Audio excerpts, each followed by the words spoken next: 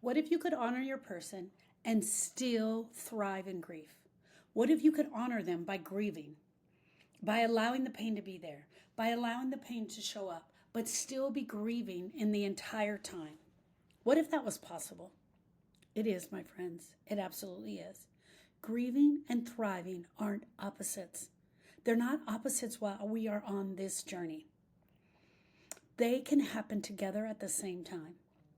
It's a common misconception that I can't thrive.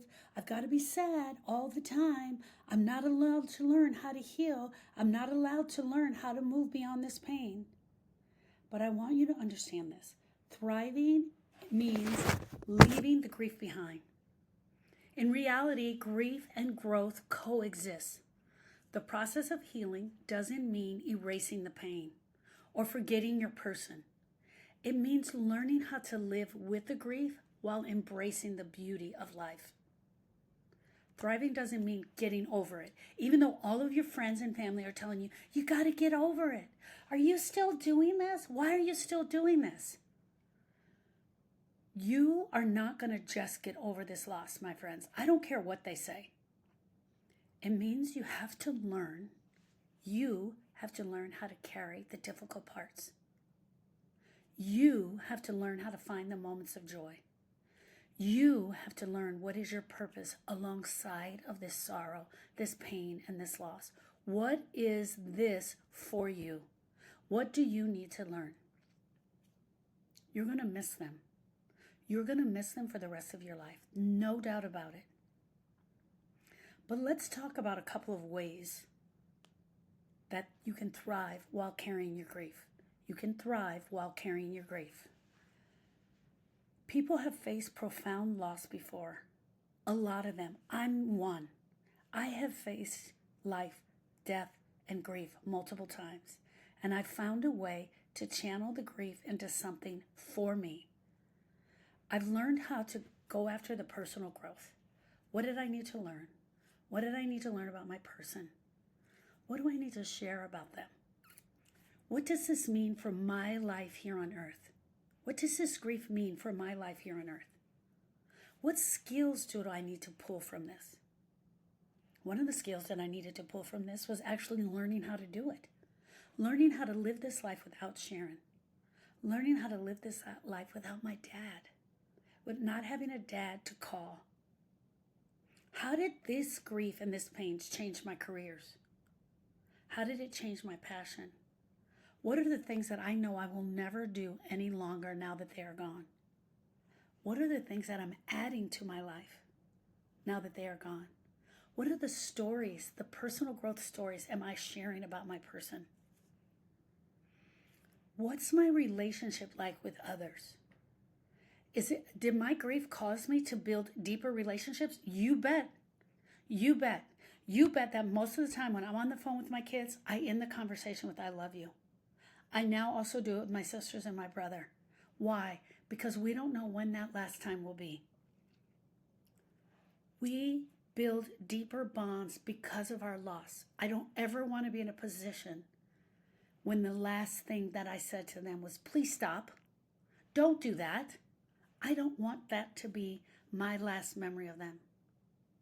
When was my last hug? When was the last time I told them I love them? I don't ever want to be left without that. So as far as relationships go, I've had to take a deeper dive in that. And I thrive in that now. I also know that one of the things that I thrive in is how to honor my loved one's memory. How do I honor Austin and Donovan's memory? I use them all the time in this program. I share intimate stories about them. Erica has shared intimate stories about them on the podcast.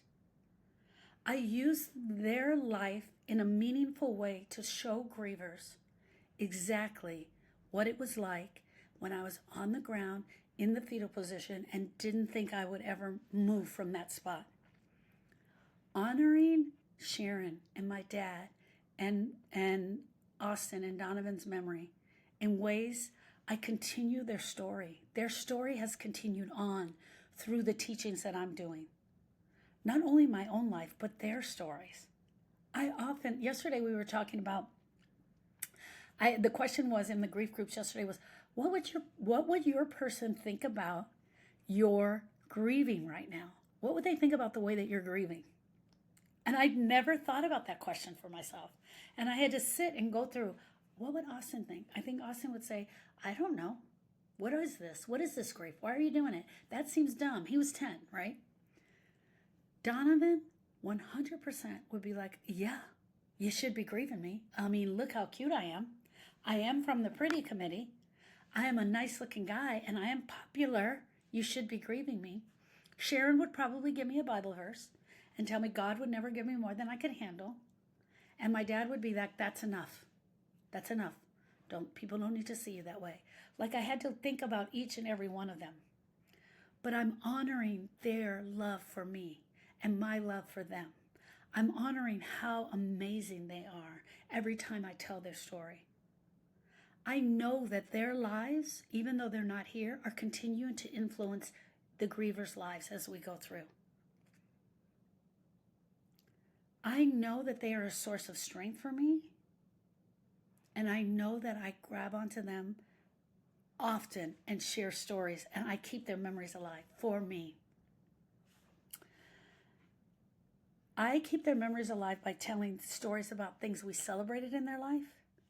I use it for creative outlets, and I also use it as an act of service for you. Just recently, we were talking about spiritual relationships.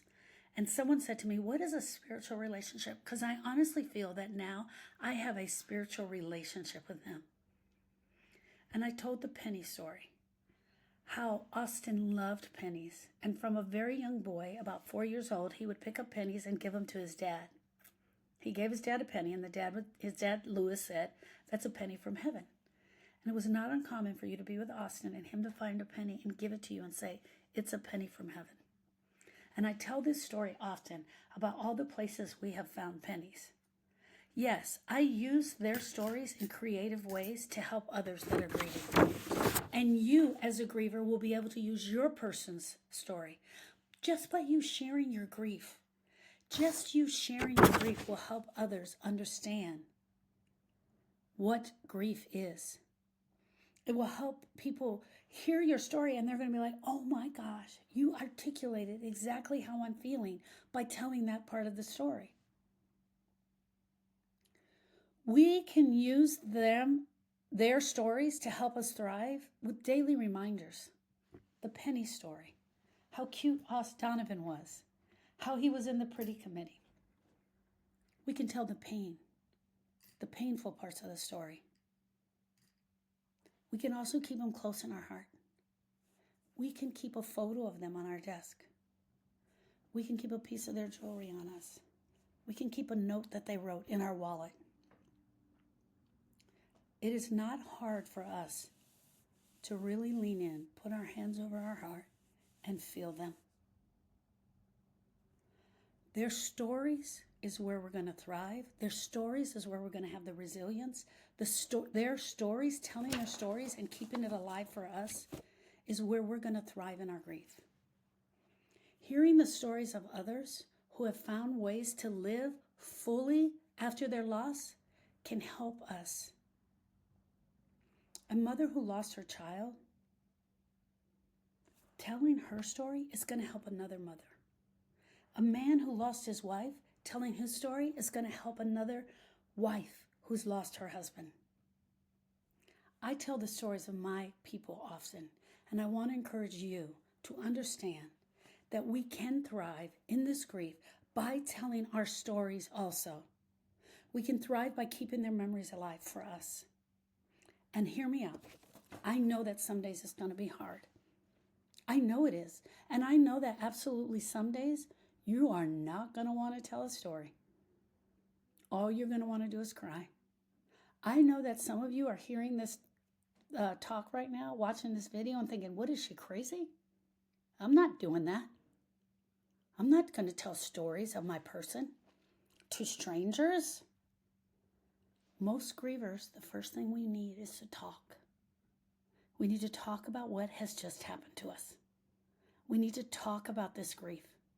We need to talk about this grief in ways we never thought of before. That's part of the thriving, friends. You are grieving, but telling the story is also part of the thriving. Why? Why do we need to tell the story? Because we need to hear, the brain needs to hear us tell the part out loud where the heart is absolutely broken. It needs to hear that. You need to hear yourself say, I loved him immensely. I'm going to be like this for the rest of my life. You need to hear yourself say, this is not right. How could this be? You need to figure out your why. Why me? Why now? Thriving doesn't mean you're going to suffer. Grieving doesn't mean you're going to suffer for the rest of your life. But thriving doesn't mean you're going to get over it quickly. It means you're going to allow. You're going to allow yourself onto a grief healing journey, and you're going to approach that grief healing journey differently. You're going to have new goals, new ideas of how to do this. You're going to show up for yourself. You're going to show up for them, and you're going to go after this thing we call pain. We're going to go after it. You are forever changed. You are forever changed. But just because you're forever changed doesn't mean that you have to be forever miserable. No. Grieving and thriving are not opposites. They can happen together on the same grief healing journey. There are a ton of examples where we're thriving. I just gave them to you. Talking, sharing, keeping a picture on our desk, all of those things. And we're allowing the grief healing growth to happen.